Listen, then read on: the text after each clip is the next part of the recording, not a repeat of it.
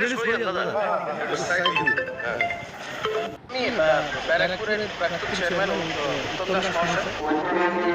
আমার এখানে মঞ্চ শেয়ার করা বা প্রোগ্রাম শেয়ার করা আমার পক্ষে আমার এখানে কর্মীদের সাধারণ কর্মীদের সেন্টিমেন্ট জড়িত, আমার সাধারণ কর্মী সমর্থকদের এখানে আবেগের যেখানে প্রশ্ন, সেখানে আমার পক্ষে এখানে থাকা সম্ভব। প্রথমটা ছিল ঢুকে আমি দেখি খারাপ দেখা তখন ওনাকে দেখেছি দেখে তবে আমার মনে হয়েছে আমার বিবেকের ডাক, আমার অন্তরাত্মার ডাকে আমার মনে হয়েছে যে উচিত যেখানে আমাদের কর্মী সমর্থকদের আবেগের প্রশ্ন জড়িত, সেখানে আমি অন্তত আমি থাকবো না। আজকে সকালবেলা বাড়ি গেছিলাম, আমি বলতে পারবো না কেন গেছিলেন, ঘুরতে গেছিলেন বলতে পারবো না। ভাই আমরা এদের সাথে কোনো সংস্পর্শ আমাদের রাখাটা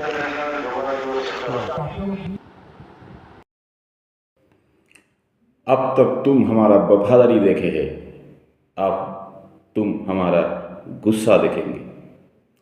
1857 সালে ব্রিটিশ আর্মিতে ব্যারাকপুর ক্যান্টনমেন্ট থেকে আওয়াজ তুলেছিলেন এক সৈনিক, পরে সেটা সিপাহী বিদ্রোহের আকার নেয়।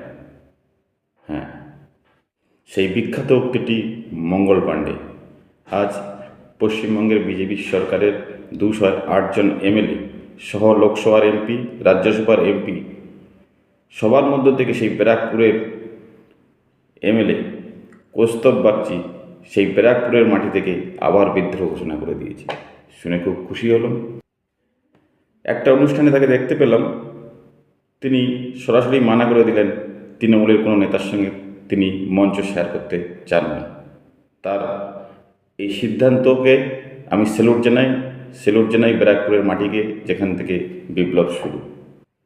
বর্তমান সময়ে যেভাবে বিজেপির বড় বড় নেতারা, কেন্দ্রীয় নেতৃত্বরা অন্য দল থেকে বিজেপিতে নিয়ে আসার যে পুরো রকম পরিকল্পনা চলছে, আমি তার উপরে আঙুল তুলছি না, কিন্তু নিচুর তলার কর্মীদের মধ্যে যে মনোবলের যে একটা ঘাটতি থেকে যাচ্ছে, সেইটা কৌস্তব বাগচির মতন এমএলএ প্রথম প্রকাশ করল। হতে পারে লোকসভা, রাজ্যসভা কিংবা বিধানসভায় তাদের কোনো পরিকল্পনা থাকতে পারে, অন্য দলের এমএলএ এমপিদের ভাঙিয়ে এনে নিজের দলে কিংবা আলাদা কোনো দল তৈরি করার নির্দিষ্ট কোনো পরিকল্পনা আছে নিশ্চিত, সে বিষয়ে আমি কিছু বলছি না। কিন্তু আমরা নিচের তলায় কীভাবে মেনে নেব? নিচের তলায় আমাদের কী দরকার পড়ছে? নিচের তলায় আমরা পৌরসভা, আমরা পঞ্চায়েতে, আমাদের জেলা পরিষদের এই নেতাগুলো আমাদের কী কাজে লাগবে? এই নেতাগুলোদের সঙ্গে আমরা কী জন্য আন্ডারস্ট্যান্ডিং করব? আপনার বিধানসভার এমএলএ, আপনার লোকসভা, রাজ্যসভায় বিল পাস করতেও আপনাদের দরকার পড়বে, সে ঠিক আছে, কিন্তু আমি পৌরসভা, পঞ্চায়েতে একটা তৃণমূলের চোর, এত বছর ধরে তারা জোর চুরি করে এসছে, তাদের সঙ্গে কীভাবে হাত মেলাতে পারে?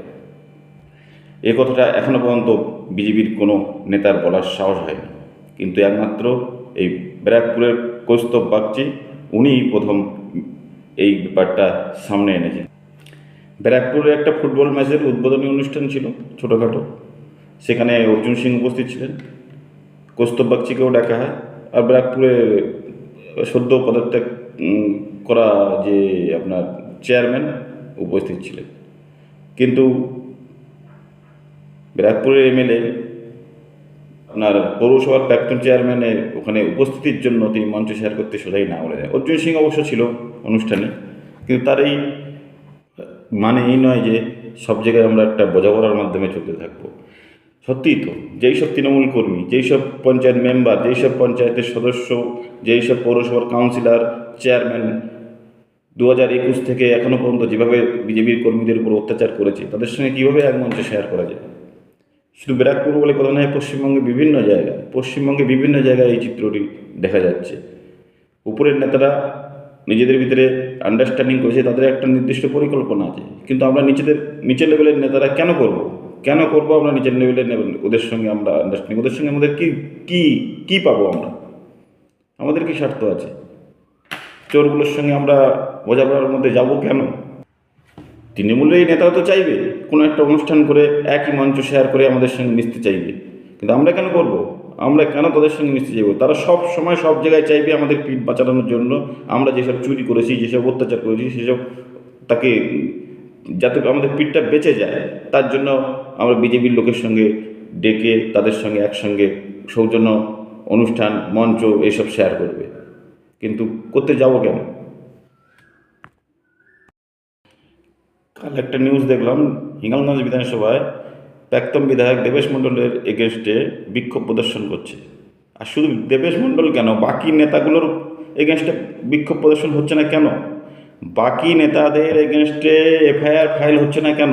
যারা তোলাবাজি করেছে, কার্ড মানি নিয়েছে এতদিন ধরে, তাদের পয়সা ফেরত দেওয়ার জন্য ওখানে স্থানীয় বিজেপি নেতারা কী ব্যবস্থা করেছে? না নিজেরা ওদের সঙ্গে হাত মিলিয়ে টাকা রফা করে নিয়েছে? কেন তাদের নামে এফআইআর হচ্ছে না? কেন তাদের অ্যারেস্ট হচ্ছে না কোনো কেউ? হিঙ্গলগঞ্জের বিজেপি নেতৃত্ব করছে কি? ঘুমিয়ে আছে না ওদের সঙ্গে হাত মিলিয়েছে? শুধু দেবেশ মণ্ডলের এগেনস্টে বিক্ষোভ প্রদর্শন করলে হবে না? ওখানে প্রচুর নেতা আছে তোলাবাজ, আর প্রচুর আপনাদের কাটমানি খেয়ে বসে আছে, তাদের নিজস্ব সম্পত্তি প্রচুর বানিয়েছে। এদেরকে অ্যারেস্ট করা, এদের নামে এফআইআর করে অ্যারেস্ট করিয়ে আর সাধারণ জনগণের পয়সা ফেরত দেওয়ার ব্যবস্থা করা হোক। এখানকার বিজেপি নেতৃত্ব এখনও সময় আছে, জেগে উঠুক, ওদের সঙ্গে হাত মিলিয়ে চললে হবে না। বিধায়ক হিঙ্গলগঞ্জের প্রাক্তন বিধায়ক দেবেশ মণ্ডলের বিরুদ্ধে কিন্তু বিক্ষোভ দেখাচ্ছে গ্রামবাসীরা। দীর্ঘ 15 বছর ধরে সাধারণ মানুষের উপরে অত্যাচার এবং একাধিক দুর্নীতির অভিযোগ তুলেছেন তুলে তার বাড়ির সামনে বিক্ষোভ দেখাচ্ছে সাধারণ মানুষ। একটাই দাবি, এই হিঙ্গলগঞ্জের প্রাক্তন তৃণমূলের বিধায়ক দেবেশ মণ্ডল তিনি একাধিক দুর্নীতি করেছেন, গরিব মানুষের ত্রাণ লুট করেছেন, এমনকি 15 বছরের তৃণমূল কংগ্রেসের সময়কালে সাধারণ মানুষের উপর অত্যাচার করেছেন সহ একাধিক দুর্নীতির অভিযোগ তুলে এই দেবেশ মণ্ডল তৃণমূলের প্রাক্তন বিধায়ক তার বাড়ির সামনে গ্রামবাসীরা বিক্ষোভ দেখাচ্ছেন। পরিস্থিতি নিয়ন্ত্রণ করতে ঘটনাস্থলে পুলিশ এবং কেন্দ্রীয় বাহিনী পরিস্থিতি নিয়ন্ত্রণ করতে চায়, কিন্তু দেবেশ মণ্ডলের তরফ থেকে যে বক্তব্যটা তিনি দিচ্ছেন তার বক্তব্য তিনি কোনো রকম অন্যায় করেননি, এখন তাকে মিথ্যে ষড়যন্ত্র করে সাজানো হচ্ছে। সব মিলিয়ে কিন্তু ব্যাপক উত্তেজনা পরিবেশ তৈরি হয়েছে। সব অভিযোগ কিন্তু হিঙ্গলগঞ্জে তিনি প্রাক্তন বিধায়ক দেবেশ মণ্ডলের বিরুদ্ধে গ্রামবাসী দেখাচ্ছেন। শুধু দুর্নীতির অভিযোগ, 15 বছরের তৃণমূলের সময়কালে বিজেপি কর্মী সমর্থকদের অত্যাচার, বিভিন্ন অভিযোগ কিন্তু তার বাড়ির সামনে বিক্ষোভ দেখাচ্ছে সাধারণ মানুষের। শুভজিৎ, ধন্যবাদ। ইনি বিভিন্ন দুর্নীতিগ্রস্ত মানুষ, ইনি সাধারণ মানুষের পাশে কখনো দাঁড়ায়নি, ইনি সবসময় দুর্নীতির পক্ষে দাঁড়িয়েছেন। আর আমরা এনার অবিলম্বে গ্রেফতার চাই। এই পরশুদিন ওনার বাড়ি থেকে 2 লরি মাল রাত্রিবেলা ধরা পড়েছে এবং 4 লরি মাল ধরা পড়েছে এবং উনি বলছেন এটা সরকারের ঘরে চলে যাচ্ছে। সরকারের ঘরে মাল যদি হয় তাহলে দিনের বেলা গেল না কেন, রাত্রিবেলা আসলো কেন? এই কারণে গাছরে ওনাকে 4 বার বলেছেন ন্যায় কাগজপত্র জমি মূল্য রেকর্ড করে দিয়েছে। ওই দেবেশ মণ্ডল লোক লাগিয়ে দিয়েছে। আমরা চাচ্ছি আমরা বিচার চাই। সব থেকে পাওয়া যাচ্ছে এটা একজন বিধায়ক হিসেবে তার কি উচিত ছিল? স্কুলের ছোট বাচ্চা যে অধিকার ছিল সেই পোশাকটার অধিকার ছিল একটা বাচ্চার, একটা শাড়ি কাপড় যে কাপড়টার অধিকার ছিল একটা মায়ের, একটা ত্রিফল যে গাড়ি ত্রিফল পাওয়া যাচ্ছে, গরিব মানুষ তার ঘরে ত্রিফল বলতে পারে বর্ষার দিনে।